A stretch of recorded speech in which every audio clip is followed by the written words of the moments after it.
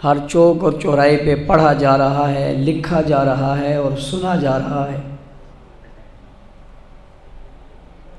वो उन्वान इसलिए भी अहमियत का हामिल है कि कुछ लोगों ने और कुछ तबकात ने और किसी गिरोह ने साजिश के ज़रिए, मनसूबाबंदी के ज़रिए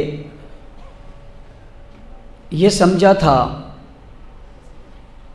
कि असहाब रसूल की इज़्ज़त और नामूस पर काम करने वालों पर जुल्म, जबर और तशद्दुद और बर्बरियत के पहाड़ तोड़े, उनके रास्ते रोके, उन्हें बड़े बाज़ारों में गोलियां मारी, उन्हें हथकंडों के ज़रिए और साजिशों के ज़रिए हथकड़ियाँ पहनाई, बेड़ियाँ पहनाई, रियासत को गलत गाइड करके चंद फितना परवर लोगों ने गलत रिपोर्टिंग करके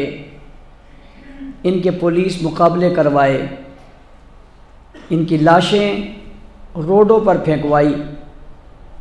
हर दौर में इनके लिए मुसीबत और परेशानी के माहौल को पैदा किया। वो तबका ये समझा कि शायद इतने जुल्म और जबर सहने के बाद अब हम सहाबाए किराम की गुस्ताखी करेंगे तो जवाब कोई नहीं आएगा, क्योंकि ये लोग बहुत जुल्म और सितम सह चुके हैं। उन्हें शायद ये अंदाज़ा नहीं था, उनने समझा एक तबका बोल रहा है, बाकी तबकात खामोश हैं, शायद ये इन गुस्ताखियों को हज़म कर जाएं और हम दलेर होकर, हम बहादुर होकर मैदान में आएँ और हम आकर दुनिया को बताएं कि सहाबाए किराम की मिसाल ऐसे ही है जैसे नऊज़ुबिल्लाह आज के सियासतदानों की है। जब चाहे जो चाहे इन पर तनकीद कर दे। उन्होंने ये माहौल बनाने के लिए और आपके और मेरे और मुसलमानों के जज्बात चेक करने के लिए मुल्क पाकिस्तान में गुस्ताखियों का आगाज़ किया। ये पहला आगाज़ नहीं था,